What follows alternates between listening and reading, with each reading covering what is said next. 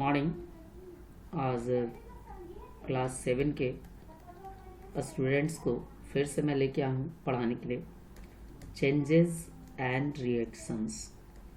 इसमें मैंने आपको 2 वीडियोस पहले भी दे चुका है मैंने, है ना। और आज जो है हम लोग इसी में तीसरे वीडियो में हम लोग चर्चा करें, मतलब आज जो है यह है इसका part 3।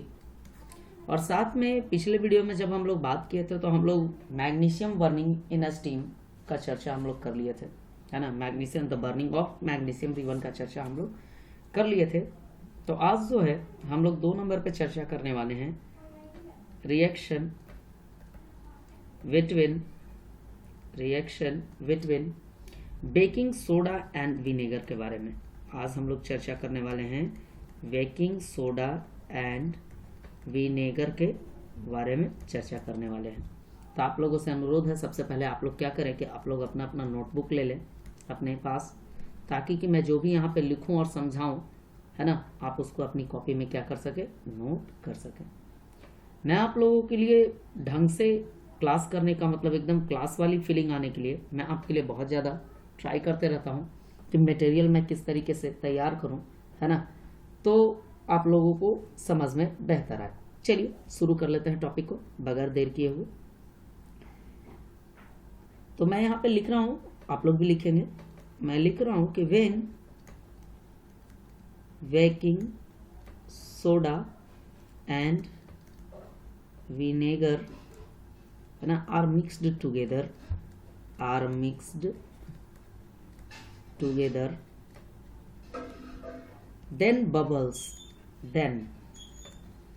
then bubbles of carbon dioxide gas are formed along with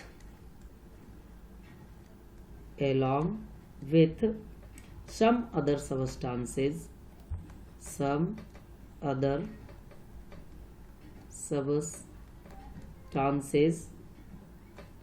This carbon dioxide is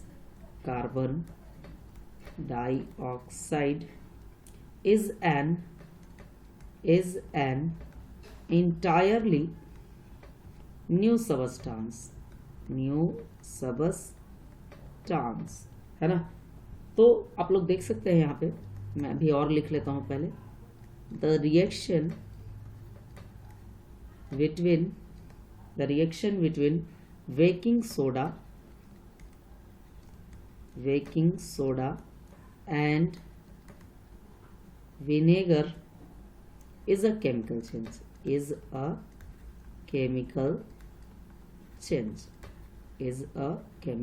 change. आप लोग देख सकते होंगे यहाँ पे है क्या कि बेकिंग सोडा जो होता है जब आपका मिलता है विनेगर से, तब आप लोग फिर से इसको देखें अच्छे तरीके से कि ये जो बेकिंग सोडा है जब आपका मिलता है विनेगर से, तो मतलब दोनों को आपस में मिलाया जाता है तो बबल्स का फॉर्मेशन होता है। और वो बबल्स किसका होता है, तो कार्बन डाइऑक्साइड गैस का होता है। साथ में कुछ और भी सबस्टांस बनते हैं।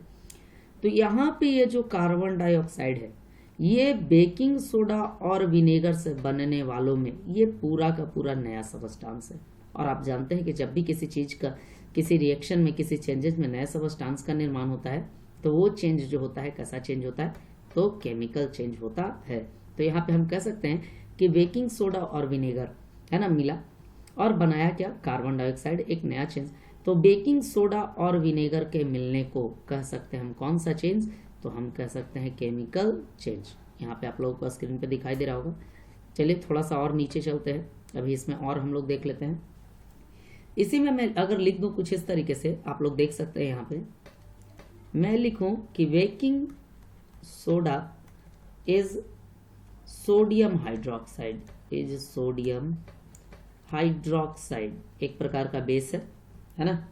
सोडियम हाइड्रोजन, सॉरी थोड़ा सा मिस हो गया, सोडियम हाइड्रोक्साइड नहीं, sodium hydrogen carbonate, sodium hydrogen carbonate and vinegar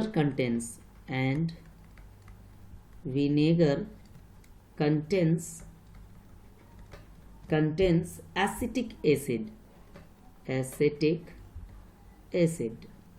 है ना. So when baking soda and vinegar are mixed together,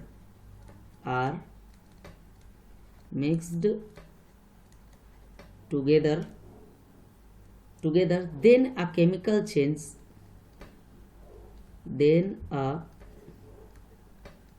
chemical change takes place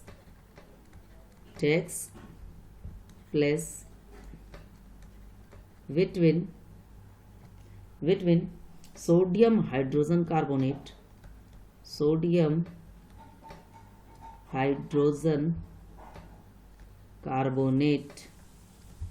and acetic acid, है ना, to form three new substances.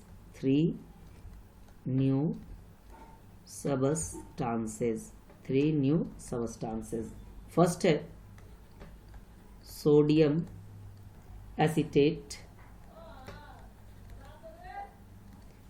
Acetate, second है carbon dioxide,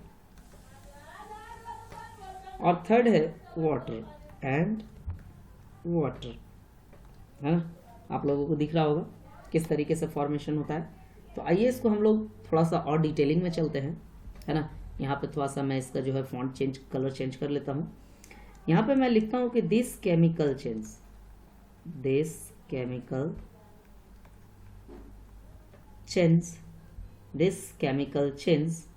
can be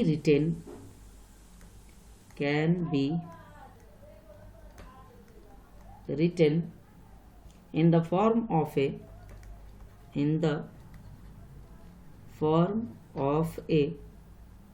word equation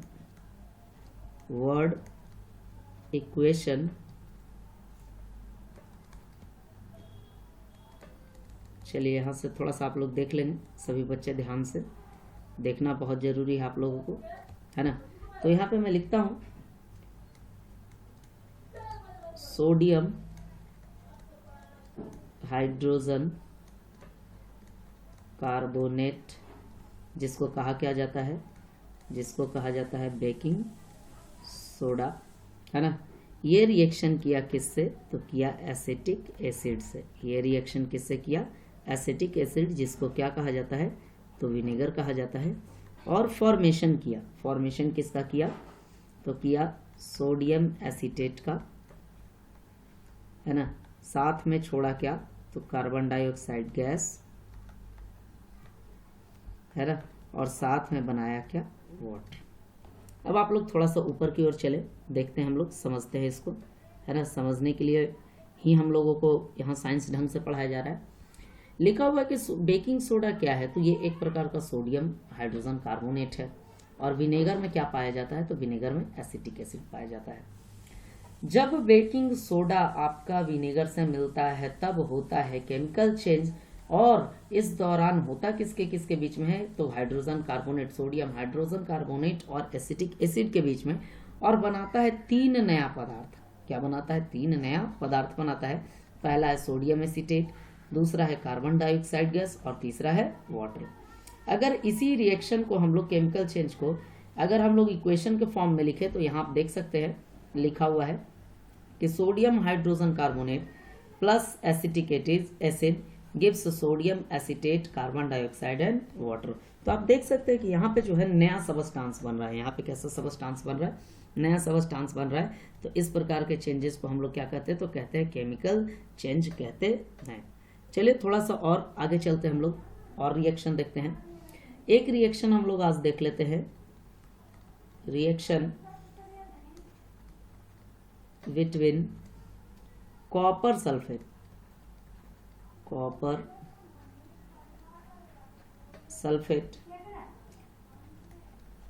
solution and iron. मतलब एक reaction हम लोग देख लेते हैं कॉपर सल्फेट सॉल्यूशन के बीच और आयरन के बीच। याद रखिएगा कि कॉपर सल्फेट सॉल्यूशन का कलर कैसा होता है, तो ब्लू कलर का होता है। ठीक है, इसको एकदम याद रखना है क्योंकि ये बहुत ज़्यादा याद रखने वाला चीज़ है, नॉर्मल सा चीज़ है, आप याद रखेंगे। लिखें आप लोग भी कि when an iron object, when an iron object is kept immersed, is kept immersed, kept immersed in the blue colored solution of copper sulfate, then a chemical change takes place to form green colored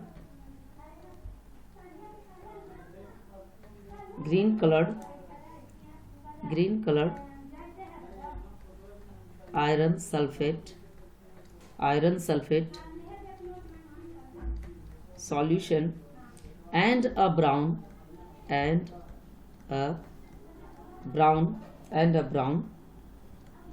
deposit of copper on the iron object full stop. आप लोगों को दिखाई दे रहा होगा, मैं बताता हूँ आप लोगों को समझते चलना है। तो अभी मैंने आप लोगों को यहाँ पे लिख के दिया है, आप लोग ध्यान से देखेंगे, समझ में आप लोगों को अच्छे तरीके से आएगा कि अगर किसी आयरन ऑब्जेक्ट को डुबा के रखा जाता है कहाँ, तो blue coloured copper sulphate solution में, तो होता है एक प्रकार का केमिकल चेंज, और इस दौरान होता क्या है कि ग्रीन कलर में बदल जाता है कौन, तो आयरन सल्फेट सॉल्यूशन, और एक ब्राउन कलर का डिपॉजिट चढ़ जाता है कहाँ, copper on the iron object पे चढ़ जाता है। आप लोग यहाँ देख सकते हैं।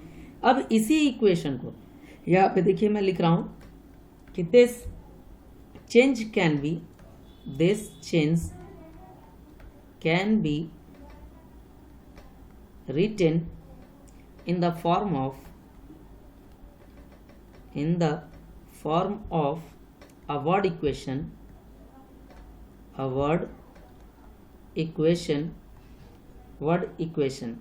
अब यहाँ से जो है मैं इसको वर्ड इक्वेशन के फॉर्म में लिख रहा हूँ, आप लोग देख सकते हैं यहाँ पर कि किस तरीके से है।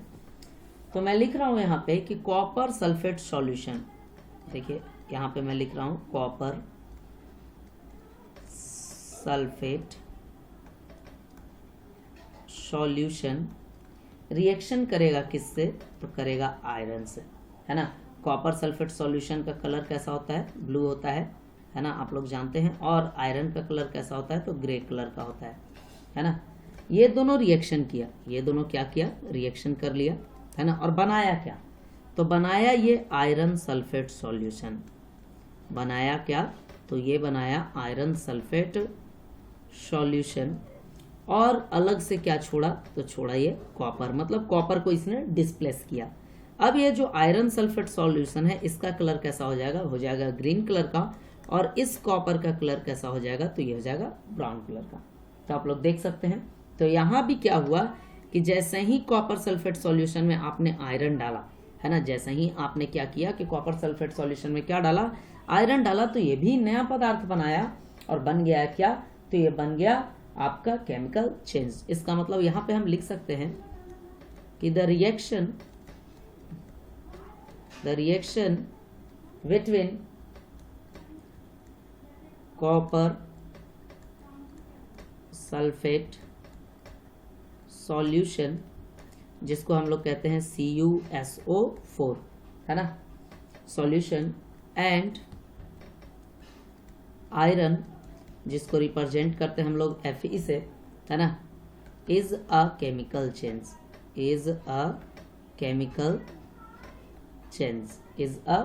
चेंज, बिकॉज, कारण क्या है, तो बिकॉज, इसलिए it produces two new substances, two new substances, that is iron sulfate solution, that is iron sulfate solution and copper, and copper। तो यहाँ आप लोग देख सकते हैं कि जब कॉपर सल्फेट सॉल्यूशन को हमने किससे मिला दिया, तो कॉपर सल्फेट सॉल्यूशन में जब भी मैंने किसी आयरन ऑब्जेक्ट को इमर्स्ड कर दिया, इमर्स्ड का मतलब होता है उसमें डुबा देना, इमर्स कर दिया, तो हुआ क्या कि कॉपर सल्फेट सॉल्यूशन उस आयरन से किया रिएक्शन, इस आयरन से क्या कर लिया, रिएक्शन कर लिया, और रिएक्शन करने के दौरान बनाया आयरन सल्फेट सॉल्यूशन जिसका कलर हो गया ग्रीन, और पहले जो था कॉपर सल्फेट सॉल्यूशन का कलर था ब्लू, है ना, और आयरन सल्फेट सॉल्यूशन का कलर कैसा हो गया ग्रीन, और अलग से निकला कॉपर, और कॉपर का कलर कैसा हो गया, ब्राउन, है ना। तो इसी के मुताबिक केमिकल चेंज कहलाया, क्योंकि मिला था कॉपर सल्फेट सॉल्यूशन CuSO4 मिला था Fe से, और यहाँ बन गया क्या, तो बन गया आयरन सल्फेट सॉल्यूशन और अलग से बना कॉपर। तो मैं उम्मीद करता हूँ कि आप सभी बच्चों को यहाँ पे समझ में आ रहा होगा। बहुत सारे बच्चे ऐसे भी होंगे जो कहेंगे कि सर दिखाई नहीं दे रहा है, स्क्रीन पे लिखा हुआ कुछ छोटा छोटा है, कुछ राइटिंग सर खराब है। तो आप लोगों की नॉलेज के लिए मैं बता दूं बाबू कि मैं ये जो लिख रहा हूँ आपके लैपटॉप स्क्रीन पे अभी, वो मैं लिख रहा हूँ एक ग्राफिक्स टैबलेट्स की मदद से। और ये जो ग्राफिक टैबलेट है इस पे इस्तेमाल जो है मैंने नया नया शुरू किया है, तो मुझे इस पे हैंड राइटिंग बनाने में कुछ समय लगेगा, है ना। ये टैबलेट पे मेरी हाथ जो है अभी बैठी नहीं है, जब अच्छे तरीके से बैठ जाएगा तो अच्छे तरीके से खुद लिखाने लगेगा। तो तब तक के लिए आप लोग क्या करें कि आप लोग कोशिश करें, और वीडियो को आप लोग नहीं होता है तो क्या करें कि 360p पे मिनिमम फिक्स कर लें यूट्यूब पे, है ना, ताकि कि आप अपने वीडियो को अच्छे तरीके से देख पाएँ। वीडियो क्वालिटी अच्छा रखिएगा, दिखाई जरूर देगा, क्योंकि यहाँ वीडियो का क्वालिटी बहुत अच्छा है।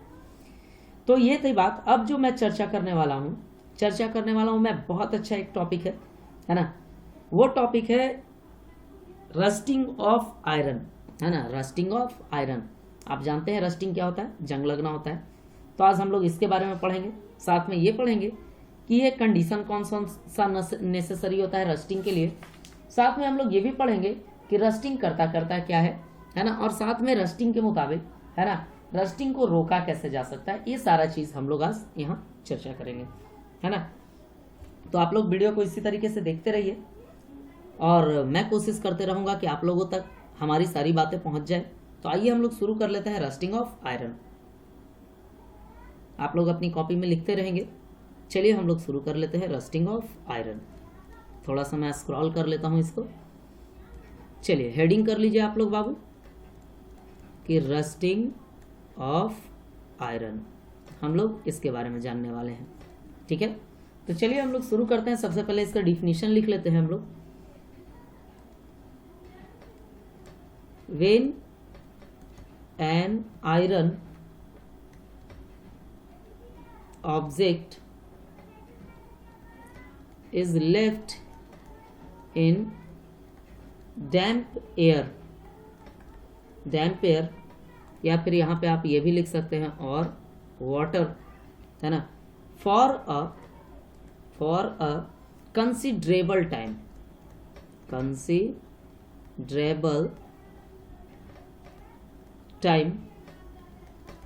it gets covered with a red browny flaky substance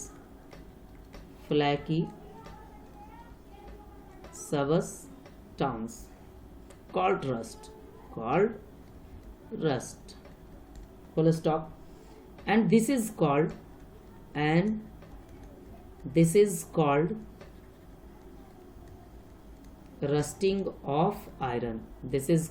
rusting of iron, है ना। यहीं पे अभी और हम लोग लिख लेते हैं, है ना, यहाँ पे लिख लेते हैं कि during the rusting of iron,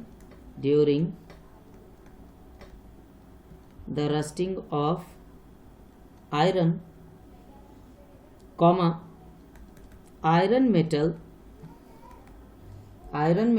is combines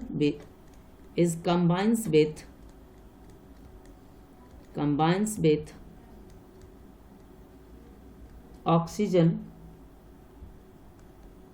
of air in the presence of water, in the presence of water, है ना, जो कि मिलेगा कैसे फॉर्म में, मॉइस्चर के फॉर्म में, moisture to form a compound, to form a compound that is called iron oxide, that is called iron oxide, है ना। और इसी आयरन ऑक्साइड को रस्ट भी कहा जाता है। This iron oxide is called rust, है ना। इसको अगर हम लोग इक्वेशन से लिखना चाहें तो कुछ इस तरीके से लिखेंगे कि iron plus oxygen, iron plus oxygen gives, और सॉरी थोड़ा सा मिस हो गया है, थोड़ा सा मैं मिटा लूँ, iron plus oxygen plus water भी होगा यहाँ पे,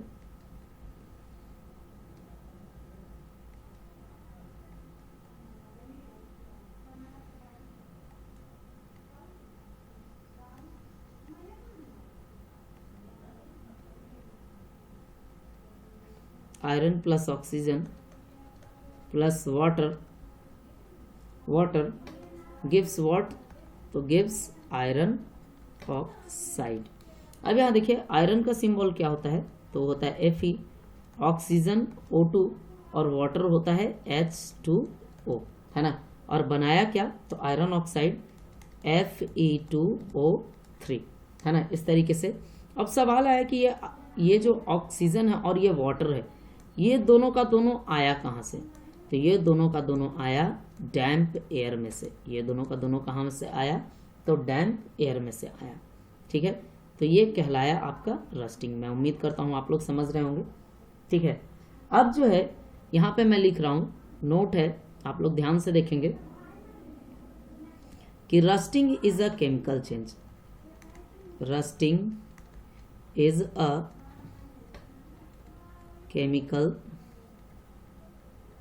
चेंज। रस्टिंग क्या है, तो एक केमिकल चेंज है, ठीक है, केमिकल चेंज है। बिकॉज अगर कोई पूछे कि क्यों है केमिकल चेंज, तो इसको भी हम लोगों को बताना होगा कि हाँ भैया क्यों है केमिकल चेंज। तो आइए इसको देख लेते हैं कि रस्टिंग क्यों है केमिकल चेंज। तो लिखते हूँ यहाँ पे because, because because a new substance, a new substance, है ना, that is called iron oxide, iron oxide is formed in this process, in this process, इसके कारण। अब आप लोगों को समझ में आ रहा होगा। अब जो है कुछ कंडीशन नेसेसरी है रस्टिंग होने के लिए, तो मैं लिख लेता हूँ उसको भी, conditions necessary, condition necessary for rusting, for rusting. Rusting होने के लिए कुछ कंडीशंस भी नेसेसरी है, आइए उसको देख लेते हैं। पहला कंडीशन जो है वो है presence of oxygen in air, presence of oxygen, है ना, ऑफ एयर। सेकंड कंडीशन जो है वो है presence of water, presence of water और वाटर वेपर, और वाटर वेपर, है ना, कॉल्ड मॉइस्चर। इसी को क्या कहा जाता है, मॉइस्चर भी कहा जाता है ना। तो ये जो है आपके लिए दो कंडीशन जो है बहुत ज़्यादा नेसेसरी हैं, है ना। ये दोनों कंडीशन आपके लिए क्या है, बहुत ज़्यादा नेसेसरी हैं। अब आप लोगों के लिए और भी बहुत सारे सवाल आते हैं कि आखिर ये करना क्यों जरूरी है, बहुत सारी चीज़ें हैं। तो आइए उसके बारे में हम लोग चर्चा करेंगे अगले वीडियो में। तब तक के लिए आप लोगों को मैं दे दूं होमवर्क, और होमवर्क में आपको क्या है कि आप लोगों को फेयर कंप्लीट करना है। आप लोगों को क्या करना है, फेयर कंप्लीट करना है, कंप्लीट फेयर कॉपी। साथ में आपको क्या करना है, इसको याद करना है, रिमेंबर इट। साथ में इसको क्या करना है, रिमेंबर इट करना है। और आप लोगों को क्या करना है कि फिजिकल चेंज और केमिकल चेंज, इन दोनों के डेली लाइफ में से आपको 10 एग्जाम्पल्स लिखने हैं।